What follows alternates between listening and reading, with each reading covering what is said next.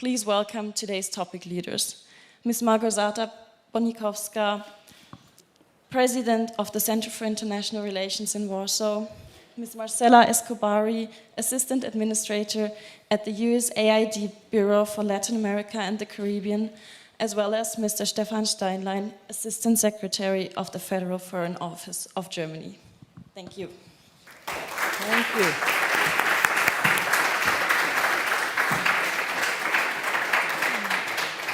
Lara, thank you. Thank you very much for your kind introduction. I am very impressed how many people are at that hour in the room. Good morning. Good morning. Actually, yes, well, not necessarily the topic of today is so sad, because when you see refugees and generally migrants, you also see a lot of compassion from people and a lot of human touch, and I think we could discuss that as well. We see it very much in my country, Poland, and I can be really proud of what we've done. Just to tell you, you know, 12 million, over 12 million Ukrainians were displaced by force because of war. War started 24th of February, so all that happened basically in 2 months. And at least 5 million are outside now, and 3 million crossed the Polish-Ukrainian border. 3 million received in 1 month. That's one thing. And second is that we don't have refugee camps. That's also something I want to stress, and maybe we can start from here. That all was handled by people.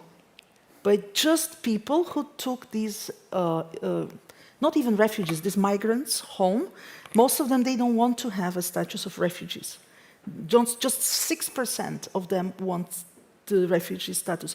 All the others, or wait until the war is over, really, and want to come back, or they plan to stay for some time, but generally in 2 years, 3 years, they want to come back in any case to rebuild their country. Amazing, amazing story, and very, very sad situation that the war is back to Europe.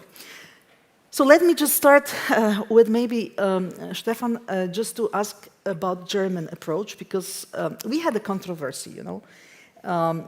Poland and Germany are the EU member states, as you know.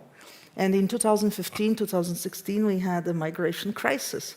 And Germany was the country to lead, I mean, in a sense, to take as many as you could. And Poland, my country, at that time, against it, was blocking it. And then I will explain why, but maybe you can start with your lessons maybe learned from this crisis.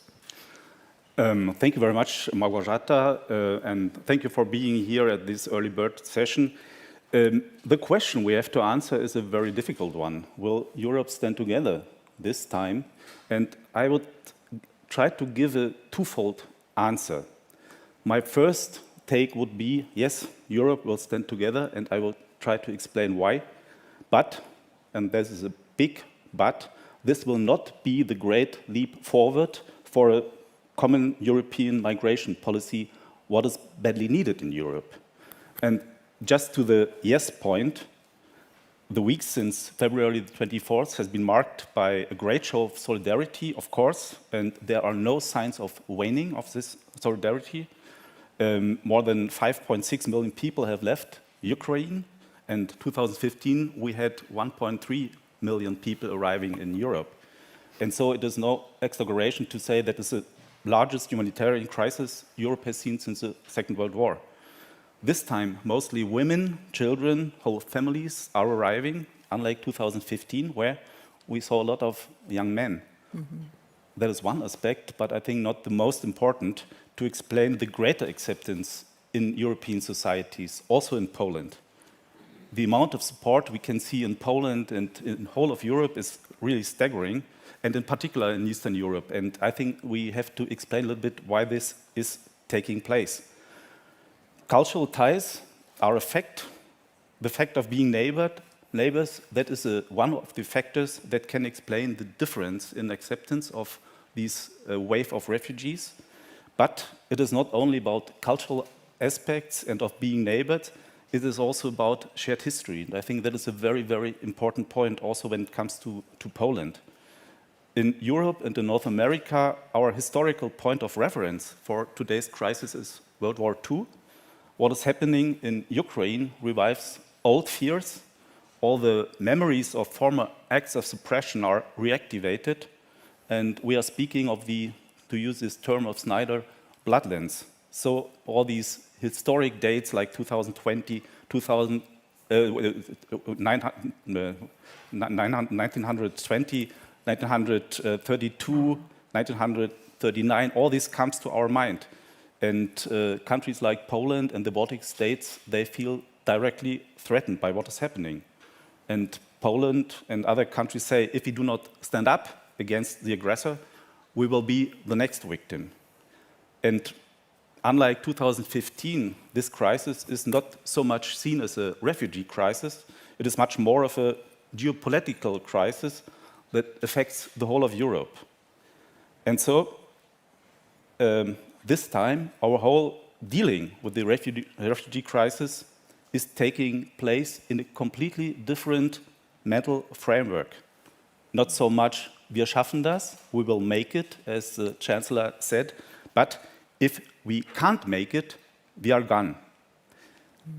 And there is also another factor. There are a lot of people of Ukrainian origin living in Poland, living in Germany. We had 135,000 people, Ukrainian citizens, living in Germany at the outbreak of the war, and now there came 600,000 additional Ukrainian refugees.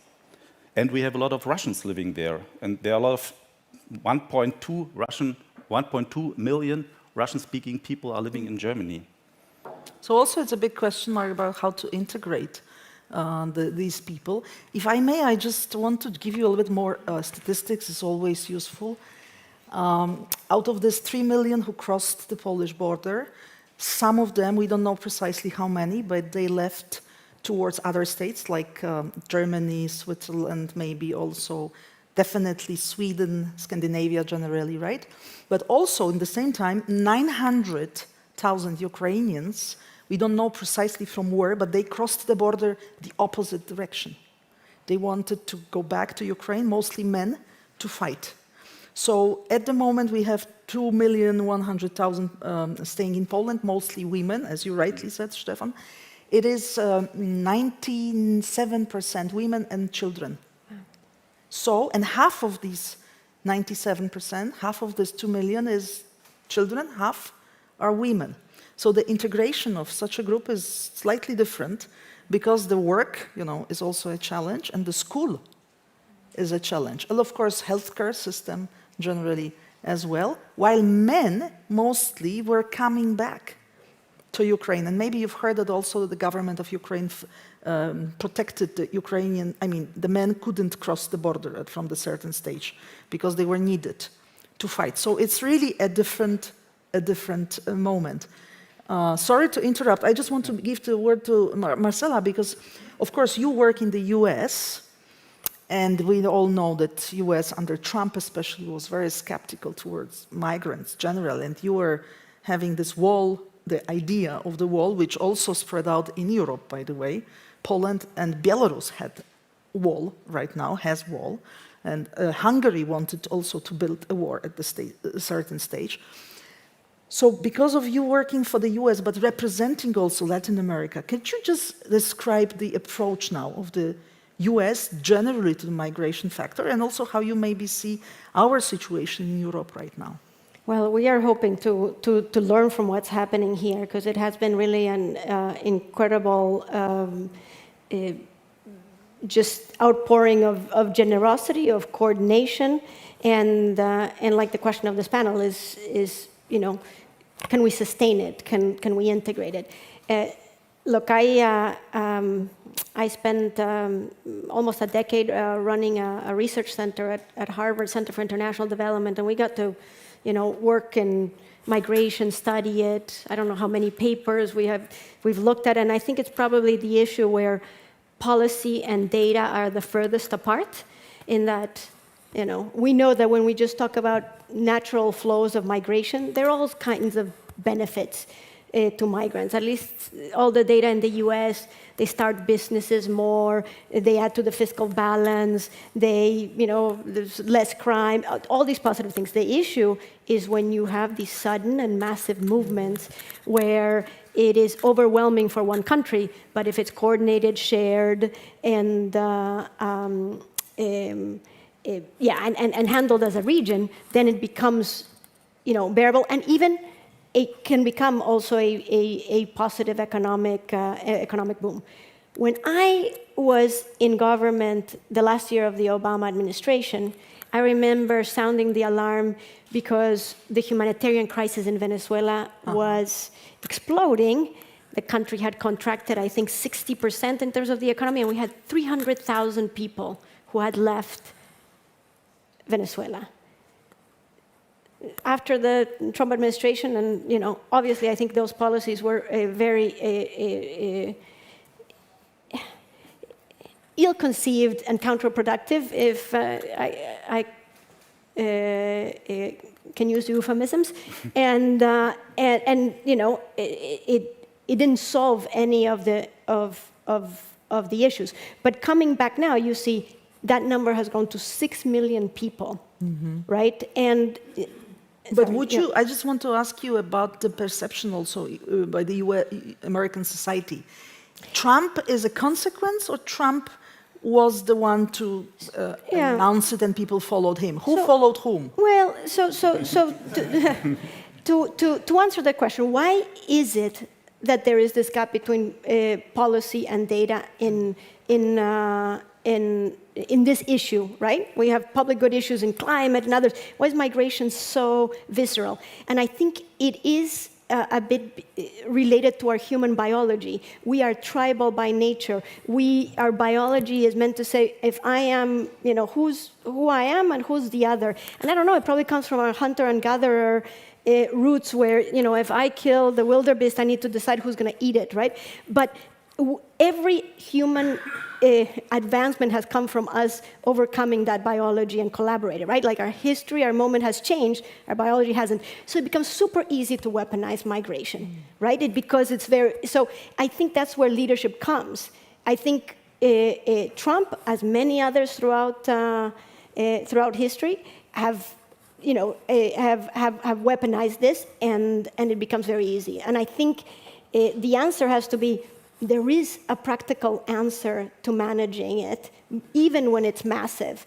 And I think it takes leadership to not fall prey to the weaponization. But you know what is funny? I don't know if you have also the same perception, but in Europe we discovered that who is the most critical to migrants?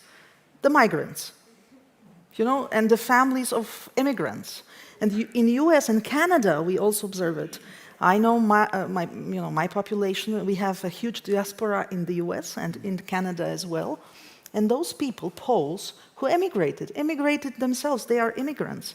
They are against. They are very much against. How can you explain it? Marcela? How can I explain the fact they don't have compassion, it's on the other way around. They just don't want any more migrants. Well, I think that it is a dichotomy in that I think personally, if you look at regions that have more migrants, they tend to be more welcoming of migrants. So again, it's the kind of fear of the unknown. And you will see sometimes and I've been to Idaho, rural communities are the communities that have the biggest per capita acceptance of refugees. As individuals, people understand the humanity and respond. Actually, the American public is extremely generous. As a policy, it becomes, as an abstract concept, it becomes more complicated. Maybe we are all very much politicized, and politicians, of course, use these arguments who brought emotions. Yesterday we had a panel, we've heard how much emotions lead the people and they misled the people. It was Maria Ressa mentioning this is one of the panel's Nobel Prize winner in peace. By the way, I recommend to see her portal. Stefan, to you, I would like to ask you about Germans, also how the Germans perceive now migrations generally, because you were the country who somehow compromised maybe with Angela Merkel's approach to welcome, but it was not without effect. We had, consequences we have in Germany. We have the party, AfD, who basically, based on anti-migrant rhetoric, Then you had consequences as far as even, the chancellor's perception, per se. So where are we now in Germany? So at the beginning, in 2015, there was a great acceptance of people, and we have these signs, the refugees welcome, everywhere in these great cities, and people are wearing it as buttons. But then it became more difficult because, of course, there were people who were against it, and in particular because they said they are Muslims, they are not part of our culture. So that played. So that's what Marcela It was mentioned, controversial. right? Yeah. It was quite Tribal. controversial. But this time, I think it will not happen because, as you said, the Ukrainians, they are very easily integrating into our societies. Their families, a lot of people, they are not being seen in camps or so. We haven't any refugee camps in Germany, as you are in Poland, you don't have it too either. And so it's quite difficult this time. And of course, there is a chance that people go back, and we can see already refugees going back to Ukraine. As soon as the regions are liberated, people tend to go back. And so there is a big chance that that will melt into our society and go back. And that is a very, very important point. We have a completely different legal framework this time. The EU has enacted an old directive, the Temporary Protection Directive. It was created after the Kosovo War, but has never been applied. And for the first time, it has been applied now. And it's much easier because people do not have to go through asylum processes. They are accepted directly. They have access to labor market, to healthcare, to schooling. And so it is much easier to integrate people into our society. Very true. Actually, Stefan knows Poland because he used to work in the German embassy to Poland. He even speaks my language, so I have to be careful. I forgot most of it. But I have to stress, we have a law in Polish parliament, just approved in March, using this EU regulation. It's an extremely useful one for the Ukrainians because we give them the special tax number, the right to stay in Poland without any problem for 18 months. Let's see what will happen later. And they can take work, they can, take all the social security and healthcare facilities. So they are treated as the same way as Poles right now, which makes really a difference because it will be always a question, how these people can live. Actually, some of them, or even most of them, are not having really financial problems so much, but they left Ukraine without anything, just in a hurry, right? They just took a car and drove from Kiev to Warsaw. It's like 3 days, slowly going. So it's really a kind of a challenge how we now integrate, because, and that's also my question, because Poland, my country, was never a country of immigration. We were a country of emigrants. Poles were emigrating, basically, to the US, for example, a huge diaspora. We had 10 million people in the US of the Polish origin. Now, for the first time, we became a country of immigration. May I interrupt you? Yes. You had a lot of Ukrainians living in Poland and people from Belarus before the war. Well, if you take historically, Poland was much larger by territory because we had a union much earlier than even the European Union. Not so old like Swiss Union, not as old as Swiss Confederation, but we created a special union between Poland and Lithuania actually in 14th century. And then in 17th century, we made it closer. We made it one state. We called it Commonwealth. So it was really a mixed Commonwealth, a mixed federation of Lithuanians, Poles, Ukrainians, Belarusians, Germans, Dutch, Jews. It was really a mix. So this tradition is there. And it was, by the way, a quite democratic country because the nobility was elected kings by election. So it was really kind of relatively, at that stage, democratic approach. My point is, it was not immigration, it was a different dynamics. It was a country composed of many minorities. With the Second World War, this was all ended. Poland became really homogeneous as a state. 98% of Polish people were Polish. as you said, very tribal. So for my population, it's extra challenge to confront differences, to confront people of different origin. And Ukrainians, you're absolutely right, they came to work because Polish people emigrated to the Berlin. US, to UK, to Ireland for work. So it was more than 1 million people present at the Polish labor market, but it was not really a refugee problem. It was not really a proximity. They were working like, you know, in Switzerland, Germany, France, all people just go round and round to whatever, wherever. You don't see borders here, right? But now it's different, because now they cannot come back. They cannot go back. So we face a challenge how to integrate. And this will be my question also, especially to Marcela. We have no experience how to integrate migrants. Are there any systematic approaches? Could you just give us some, you know, lessons, some guidelines? What is important to integrate? It's a great question, and I think this will have such huge implications on how we face this and other crises, because the history is being made, and whether we do this right or not depends 100% on the policies that we put in place, right? When we think about the Western Hemisphere migration crisis, we have 7 million people who have been displaced, 5 million from Venezuela and the region, and others because we had the largest contraction from COVID. That's a regional problem. There's a lot of focus on the southwest border, but there has been 17 times more movement within Latin America than from Latin America to the US. And there are incredible examples that we are trying as USAID to work hand in hand to make it a successful example.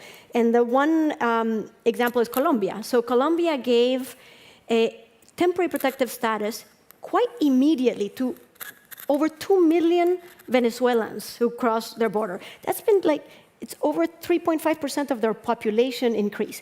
And they were very aggressive because they polled them and they said people were not expecting to leave. So they could, you know, take people out of the shadows and say, you are legal, you have access to work, you're entering our schools, our health system, you are part of the judicial system, which means you are accountable in order to reduce crimes. And we've been working as USAID hand in hand with them for things that seem kind of simple, but are not. Registering. So we worked with Colombia to register ex-combatants during the peace process when, you know, they had a huge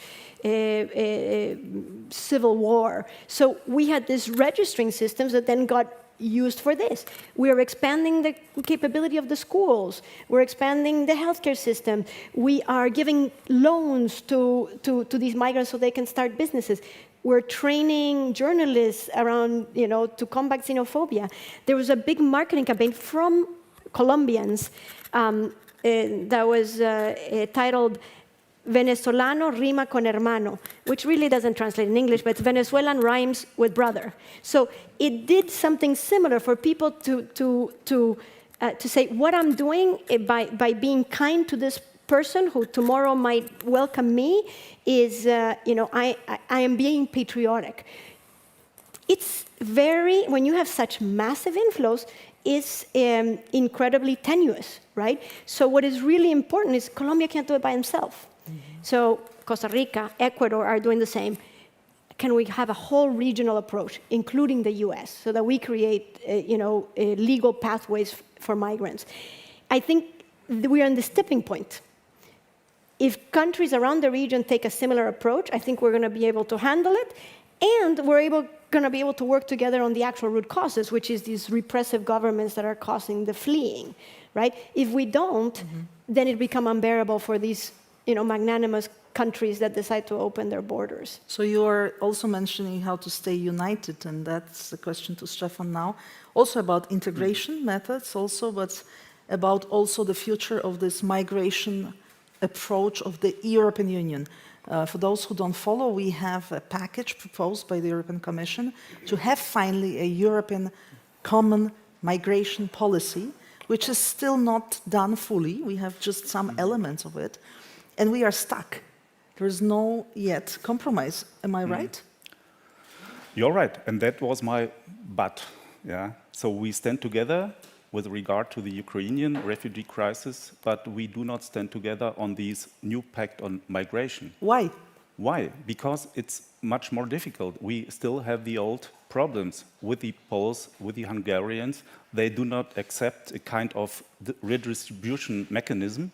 And yesterday, still, I spoke to some person in the Ministry of Interior, and they are dealing with these questions on a daily basis. The discussions in Brussels are ongoing, and they are in a way stuck. And we have the old conflicts still being there. And as I said, there is another mental framework and another legal framework for dealing with the refugee crisis. And I'm afraid, I think it will be still more difficult to come to an agreement on this new pact on migration, because everybody is now dealing with the Ukrainian problems and saying, okay, we are burdened, we have enough to do, and Poland has said it before in 2015. Poland already said we have lots of people from Ukraine and we cannot take in other people from Syria, from Pakistan, from Afghanistan and other countries. And so this argument now is still stronger, yeah? And so I'm rather skeptical that we will make progress on this in the next month, although the French presidency has made it to one of their big programs, yeah, points. At least one thing is clear, that we know who is a president in France, which was also kind of a big question mark, what can happen even with migration issue if Marine Le Pen would win. But Macron now has another 5 years, and the French will have a presidency until the end of June. So now it's maybe to you. Yes, please, if you can only introduce yourself. Can we have a mic? Here we have, yes. Thank you, Laura. Hi, good morning, everyone. So my name is Oksana, I'm from Ukraine. I'm not a refugee from Ukraine, because I still live in Ukraine, Kyiv-based, by the way. So I came here, and the journey took me 3 days. It wasn't an easy journey, because as soon as I crossed the border in Poland, I was immediately treated as a refugee, because I was traveling alone, and everybody was assuming that I will not ever go back. And I was trying to explain, no, I'm here on the business travel, and I'm gonna go back, and I'm not a refugee, So I really don't like this word, and I'm glad, Malgorzata, that you mentioned that Ukrainians are not refugees, right? Because we are displaced people, right? But I've also, come across recently by a lot of the debate, that of course Ukrainians as refugees are treated, especially well, because we're white, we are Europeans, we look alike with people who live in Europe, right? And that's why we're sort of, having this special treatment regime. And I had this conversation as I was just traveling here, with another migrant on the train. And I felt like I was defending, the EU migrant policies here. So, my question, and to be honest, I don't know who's best to ask. Maybe anybody could answer. But my question is, can this become like a de facto policy, for treating all the refugees in the world, right? Why the temporary protection status was just enforced when the war in Ukraine happened, right? And maybe I would be able then better to answer these questions to anybody who asks me this. Thank you. Yes, I will just check if there is anyone else who wants maybe to interfere. I saw some, yeah. So maybe let's just take 2, 3 questions and then we'll answer. Thank you for this one. Thanks. Good morning. My name is Lucas, and I'm the president of the Student Union here at the University of St. Gallen. And Malgorzata, you told me on Wednesday nights that the youth should start to think. We just had a wonderful dinner together, I have to confess. So my question is, when is something an objective problem? When is it a crisis of refugees? And when is it a geopolitical problem? How can we differentiate between these two things? Because I was wondering, Mr. Steinlein, how you did that. Yeah, so maybe let's stop here and I will give the chance to answer, Stefan. I was speaking about perception, and I was trying to explain why there is a difference. And I think it would be very, very difficult to convince all the European partners to apply this directive on all kinds of refugees. I think perhaps Germany would be in favor of it, but I'm sure that a lot of countries would reject it. And so I don't see any chance to apply it to all kinds of refugees arriving in Europe. It's a fact, and it's more a piecemeal approach. We try to move forward to apply some of the ideas in this plan for the new migration pact, but probably it will not be possible to do it as a package deal, but we have to go step by step to enhance, to strengthen border registration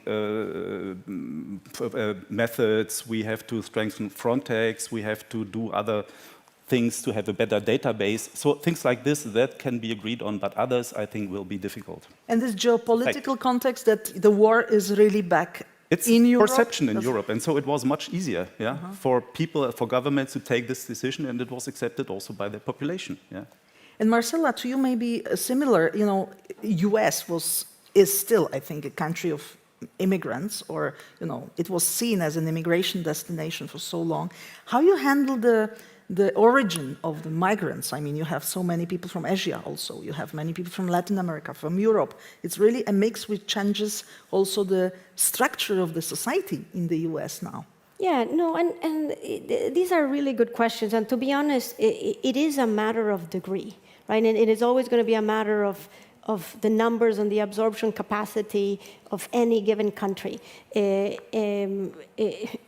What we are seeing is that the limits of that can be quite greater than we believe if we have the right integration policies. So I think for these experiments of what's happening now to be proven to be successful, like the example I gave in Colombia, the research, if we do this right, it shows that this is going to be a boom for the economy. It can go the other way if we don't have the certain policies. It's going to be a similar, experiment in the making in Poland and others. There is an important point that you make around the difference between refugees and migrants, and I think it's subtle but very important in that. We did, we have the Geneva Convention around refugees. We came up to this agreement 71 years ago, but it's for a very narrow set of folks with a certain threshold around, persecution due to membership in a particular social group or political opinion. Many of the migrants that we're seeing in Latin America and probably related to Ukraine are what some folks are calling survival migrants, which is just people outside their country of origin due to an existential threat with no domestic remedy, defined by this term coined by Michel Fleming. But what's important is if we use everybody as refugees and name them, there is going to be a rejection because people feel, okay, if you invoke the Geneva Convention, I have to welcome them with a certain set of rights. If I think of these migrants as survival migrants, then I have sovereignty over deciding how I do this. And I think, if anything, allowing for that flexibility and yet allowing for the collaboration so that folks can have a practical solution to it, I think is more realistic than saying that everybody is a refugee, because that becomes untenable. Well, if I may add, and then we'll take another question I saw there, if I just add to this, in a way, it's really crucial. These two questions are crucial. Lucas, for you, I think it's very interesting because Europe, and generally the West, is accused of being very biased, that now we are reacting so much because the war is back to Europe, and we feel directly threatened. But what about Syria? What about Lebanon? What about Yemen? What about even, the US? In the Middle East, everybody remembers Iraq. So in a way, when I speak to the foreign media, and I do it quite often because we are asked about the refugee, about generally the Ukrainian crisis, right? People in Middle East or Asia, they say, well, now you feel that what we feel for so many years. So it's not like, there's a German expression, Schadenfreude, right? It's a little bit like that, that, okay. Of course. So now you just handle it. Now you can really feel. So there is a hypocrisy also in the West that now we react. So geopolitical context in this regarded it's important because Poland definitely, we feel directly affected, but even Germany and other Western countries feel that Ukraine, being European, being so close, that it's too much. And second thing is that I think you are absolutely right. There is a difference of treatment. If the person looks like us, it's very close culturally to us, religion-wise, etc. It's easier, right? If it's a huge distance by religious difference, like Muslims, there was an issue about it, definitely in Europe, even in Germany, right? In France, look. Then if there is a difference of color, difference of tradition, it is more difficult. And my country, Poland, here you see a completely different approach. Because Ukrainians, yes, but migrants from Middle East or Asia, no. Why? Because people don't know what will be the consequences. There is an extra fear, of course, manipulated also by politicians, and I agree, emotions, it's very easy to trigger. But there is a difference, and I agree, it will be very difficult to find a common approach. We have 27 countries in the EU. Some of them, they don't have any tradition, of handling such massive scale of migration. Countries who used to have colonies are in a different position because that's also a kind of a mental, mental reality which differs. They cannot say no so radically. But I just remind you the Brexit case. The Brexit case, it was also because of a very high number of migration, mostly from Eastern Europe, by the way. Because being in the EU, you cannot stop it. It's free movement, so you cannot stop it. Imagine Bulgarians, Romanians, Poles, especially Poles. We've beaten even the Indians in the UK. We became the first migration minority group in the UK. And very, very well integrated into the society. Yeah, we do all the bad jobs, Nevertheless, One wants to do, so. Anyway, we have a question there. Thank you. My name's Mary. I'm from Australia. And I guess this is related to what you were just talking about. You've spoken a lot today about the ability of migrants to integrate into a new country's culture and how that can be supported. I guess I was wondering, what do you think it looks like in the European context to also help the citizens of a host country to become more comfortable with multiculturalism? Maybe Marcela, I don't know, who wants to comment?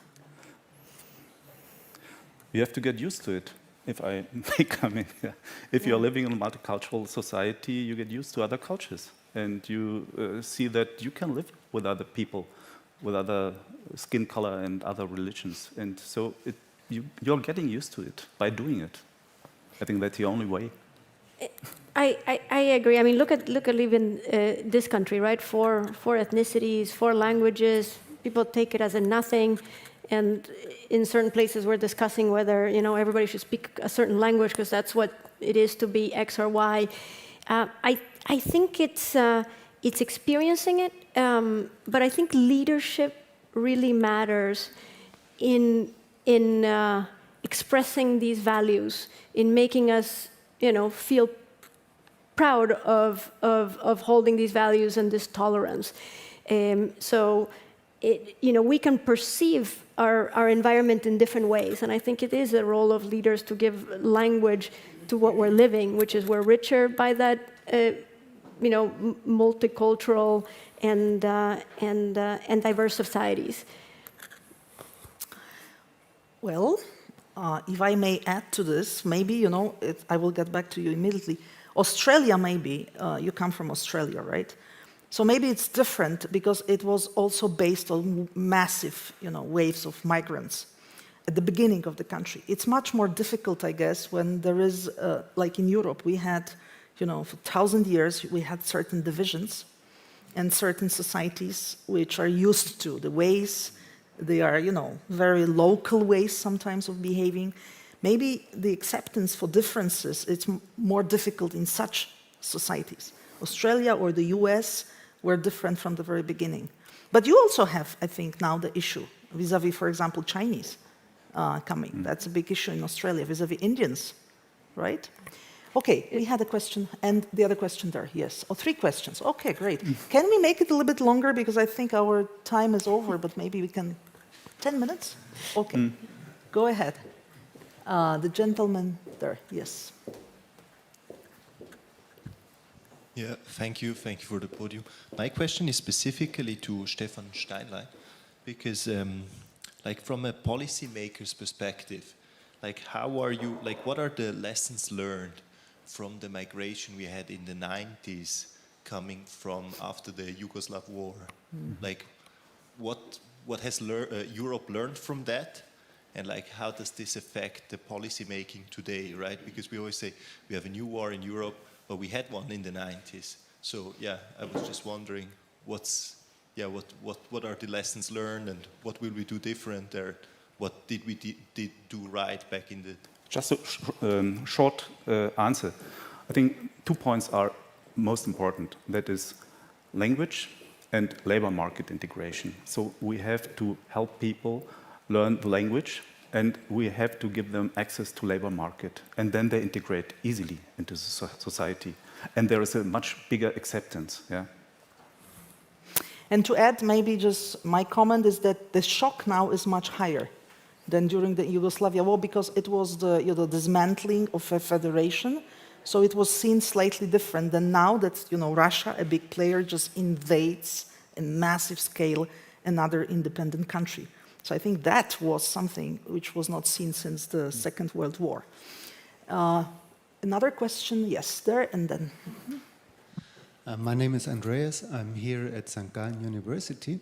And for the last 6 years, I've been teaching a course on forced migration in cooperation with a colleague from American University in Beirut.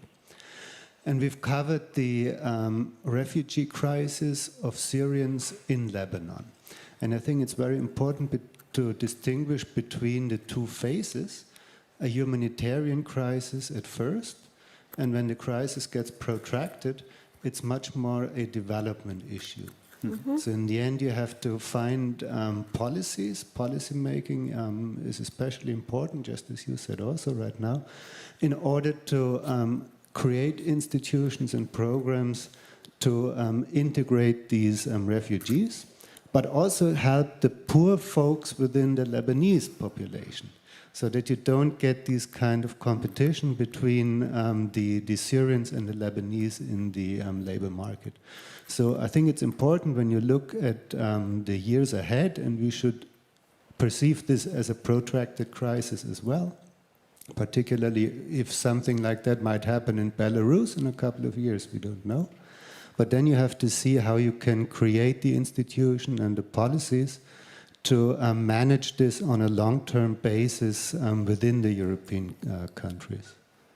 Thank you for this comment. Anyone wants to, maybe Marcella or... No, I think you said it wonderfully. I think this is something we struggle with because our bureaucracies are sometimes divided between humanitarian and then development.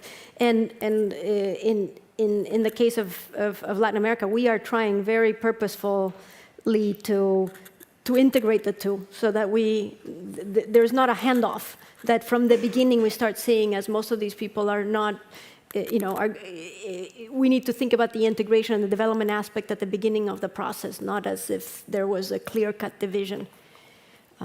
But what I want to add to the Lebanon is really important to... Thank you for this comment. I think it's really important because Lebanon, it's upside down because of this migration. It's completely... The country is devastated because the structure of the society completely changed because of this massive migrations into the system. And the system is very tricky in Lebanon because it was a beautiful, very difficult architecture of political system of balancing between the groups of different religion. And now, of course, the Muslim population is larger and all the dynamics has changed. Lebanon is a small country of, if I'm not wrong, 4 million, and there were 2 million refugees taken. Extremely massive number for such a tiny country, 50% of the population. So, but look at now. It's difficult in Beirut now. The situation is really complex. And the last question, then we will close down then.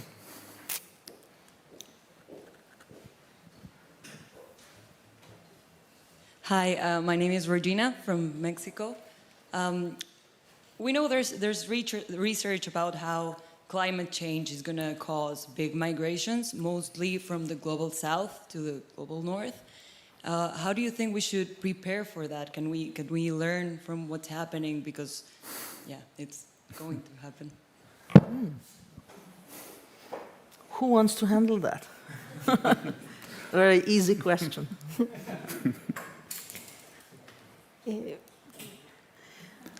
I mean, no, the point is you've said it, right? Like this is, and it's part of the discussion we had yesterday around global public goods, right? Climate change, war, disease. We have to do better, and we do learn. We do learn as a society of how to handle these issues more collaboratively. With climate change, we've been slow, and I think the challenge is that these crises, we were talking about this, don't mean that we put everything on the side to deal with the crisis, right? Like we are all very complex societies, complex governments. We can walk and chew gum at the same time. This is the same urgency, or the problems, keep coming. At the end of the day, when we think about migration, and we think about the response from right now from the U.S. perspective, number one is root causes, right? The root causes are repressive governments, are climate change, are poverty, are war, those are the issues we have to deal with. So as we say, people have the right to stay, which is what most people want. And definitely climate change is up there in the list. I don't know what we're just talking about it. It's very difficult for a political system to deal with 2, 3 crises at the same time. Yeah, we are focusing only on 1 or 2. Yeah, then it becomes very difficult. And I understand everybody who is angry about it. I have a daughter who is very much engaged in climate protection questions, and she's angry that now everybody is talking about Ukraine, and all the other questions are out of sight. But my comment to you, Regina, will be that there are very connected issues, because climate change causes migrations too. And we know that Bangladesh will be the country with massive migration, 180 million people, and a big territory will be, covered by water. The islands around Australia also, they already negotiate with the Australian government the population to be taken over because they will disappear because of the water, right? And we in Europe, we also have to face the fact that we will have migrations. Wars is one of the reasons of migrations, and definitely of refugees, but it's not the only one. Europe will have constant, I don't know how to put it, we have to face as a constant factor that people will migrate to Europe for different reasons, especially from Africa. And we need it. Yes. We need migration. Yes, and we need it for even, for our societies because we are aging, right? You are all young. Most of you are young, but definitely Europe is aging. So we need these people, but then the migrations from Africa are also a kind of a threat if they happen massively, because there will be a problem of integration. And of course, it's also people's right. I don't know how we end this in a positive note, but we don't want the migration out of crises, right? We don't want people having to do these treks that they do. We need to deal with root causes. We need to create legal pathways. We need to create integration in these host countries and do it all at once, or it becomes a political issue. But our focus, all of us, this is why we're here, has to be on the root causes. So let me end by statistics. Almost 85 million people are, forced to leave their houses until now. These are the official statistics of the UN. And the biggest country who takes refugees is Turkey, 3,700,000. And then the next is Colombia, your region. Then Pakistan, then Uganda, then Germany. Germany is number 5 as far as refugees. Now Poland, it may be, the second place after Turkey, but we don't have refugees officially yet. We have now a huge group of Ukrainians waiting until the war is over, and I want to end with this note. I just hope, we do hope this war will be over soon, but definitely in the same time we need a joint approach to the migration problem, because it's not only the war which caused them. Thank you very much. Thank you, the panelists. Thank you.